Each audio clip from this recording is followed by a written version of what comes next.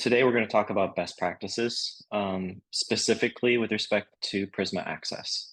So, as some of you may know, Palo Alto's had best practices around for quite some time.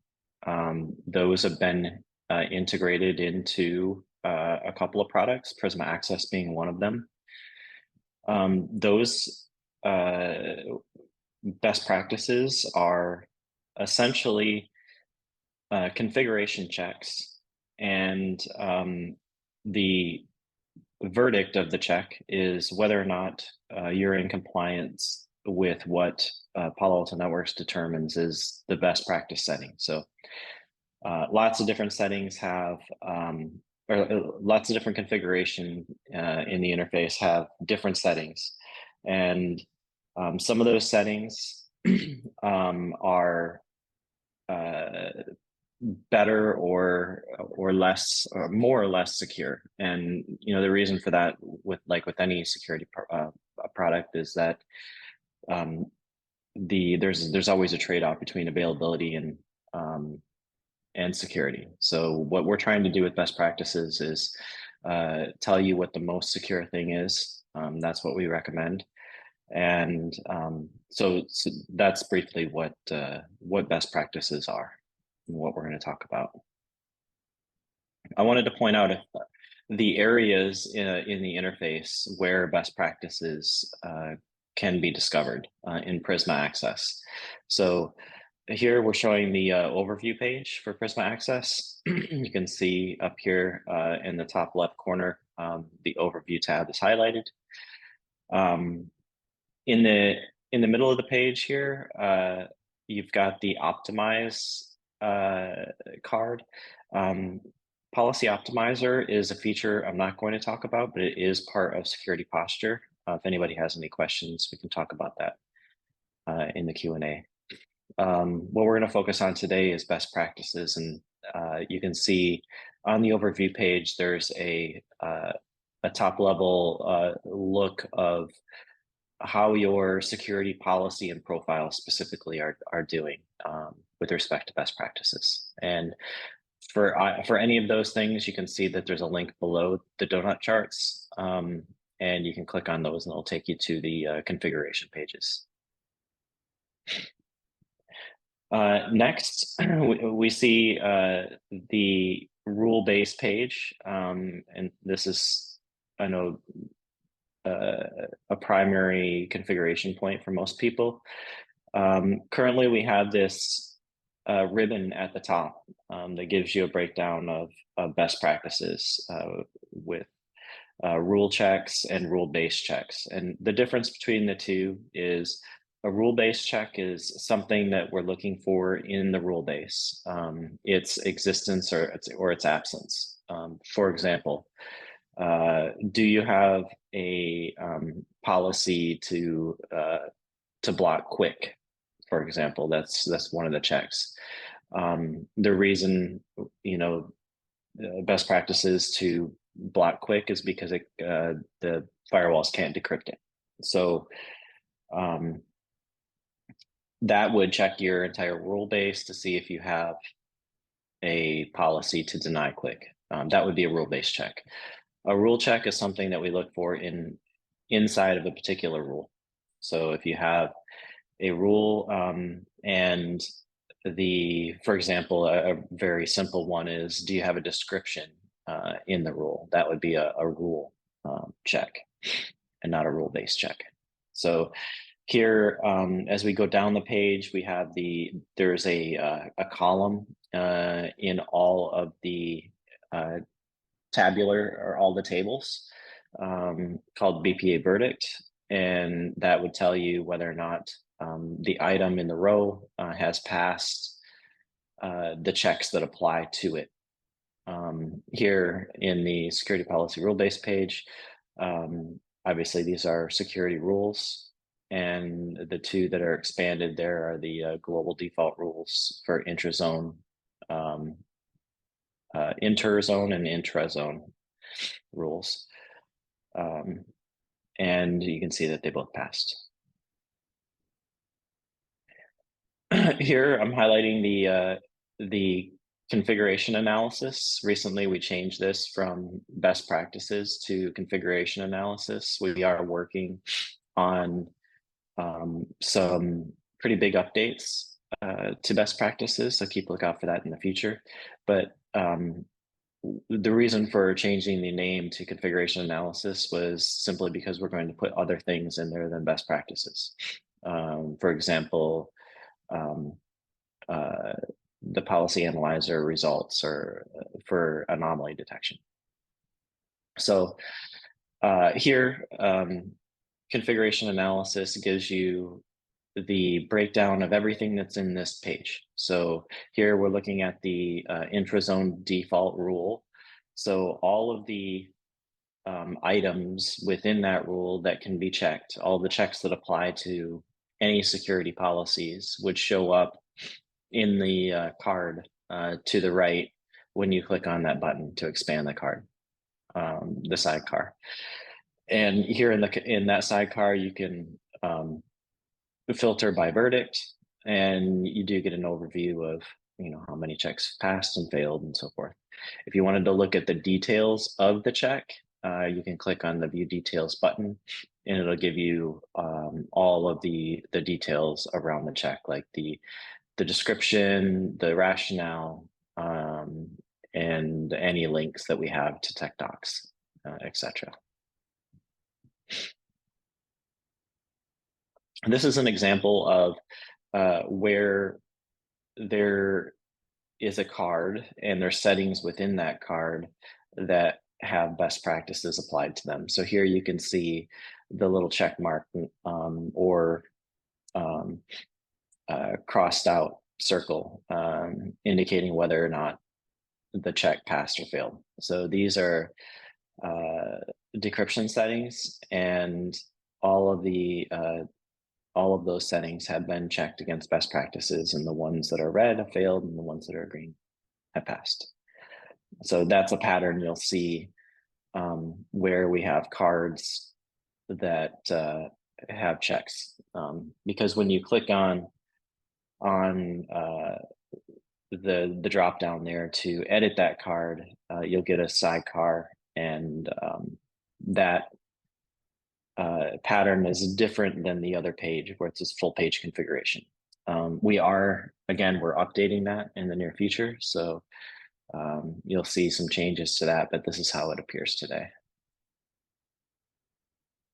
All right, so I'm going to pull up a demo tenant, and we'll just go through some of these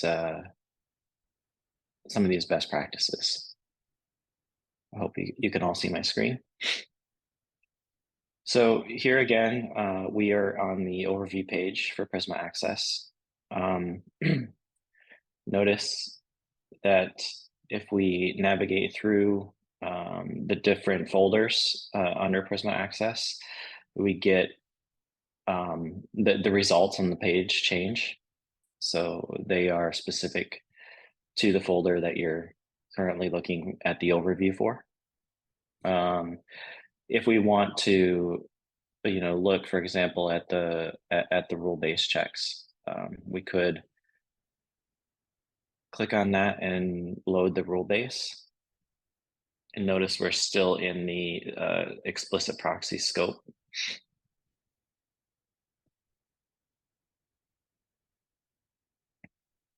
And I'm hoping this tenant is loading. All right, in the interest of time, let's just go ahead and look at the security policy base.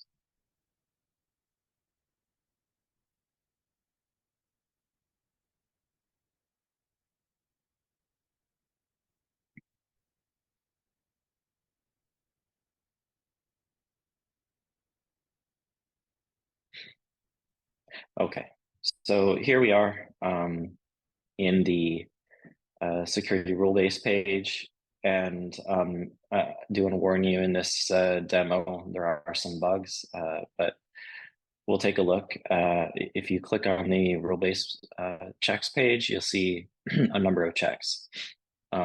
You'll notice here logging not configured.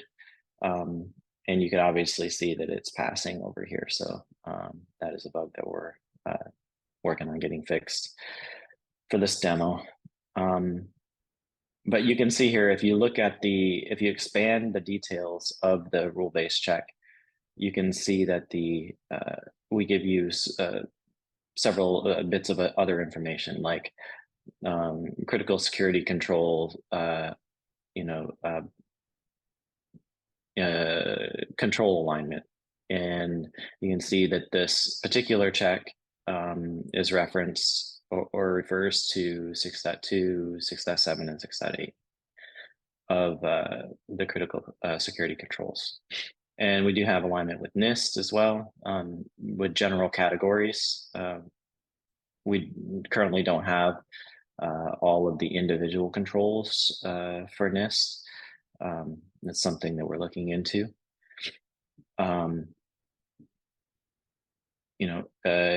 It'll give you some other details around what the recommendations are and so forth.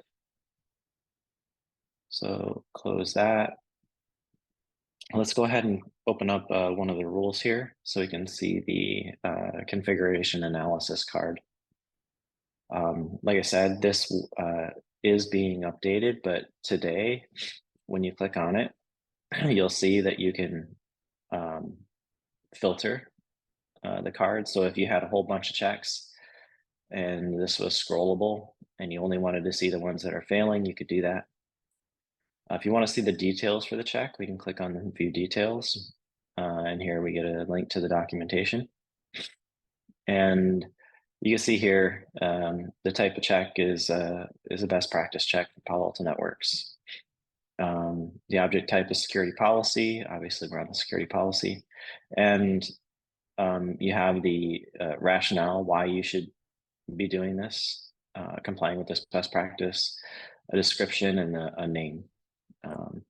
Sometimes, we are going through and updating all of this right now. We do realize that, these best practices have been around a long time, and some of the descriptions are not great. So we're in the process of updating those as we speak. So you'll see some of those that are a lot more detailed. But here you can see you can get back and forth looking at your different checks that have passed or failed. All right. I'll navigate out of here. And let's go to our decryption settings here and take a look at those. So here again, this ribbon at the top is giving you a breakdown of what is in this tabular page. You can see that there are some CSC checks, or one CSC check that's failed, and you have a profile failing. So let's take a look. We come down here, we take a look at the web security default. And this is a good thing to point out here. Any defaults that we have that we're providing in the product, we are looking at aligning those to the best practice, and there is an effort underway to get that done.